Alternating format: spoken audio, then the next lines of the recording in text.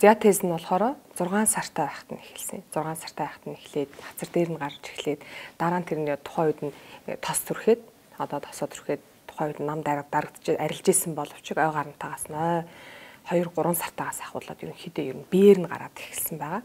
Тэгээд ингээ 8 жилийн турш альж төв тандаад гарчлын эмч мэмчээр яваад тухайн үед л дарагдана уу гэхээс одоо октоос одоо бол ингээд арилцсан байгаа шиг гэсэн. Октоос тэгж арилж үзээгүй.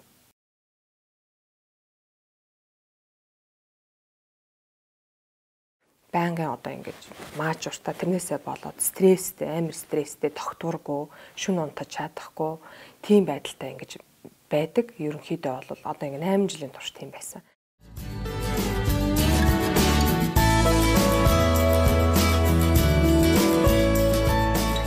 Одоо амт төв дээр ирснээр одоо гол энэ арьсан дээр гараад байгаа хүүхдийн арьсан дээр гараад байгаа одоо псироз яг юунаас болоод байна вэ гэдгийг маань олж шалтгааныг тогтоож өгсөн. Бөөр нь өрөвссөн байсан, цөсний хэт төрөлттэй байсан.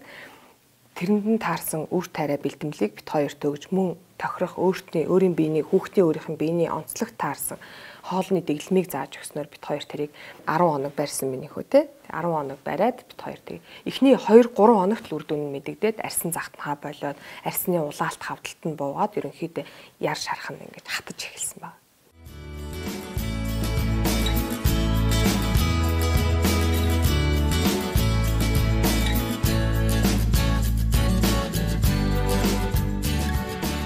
Ингээд битүү одоо юм псироз ингээ яршилтын байдалтай ингээд байсан.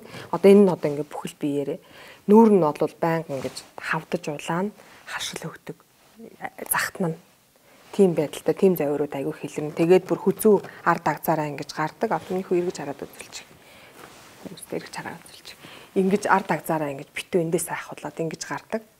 Тэгээ одоо энэ ингээ хатаад ингээ сорвжилт үсээд ингээ арилж байгаа. Нуруу бол ингээ ерөнхийдөө сорвжилт.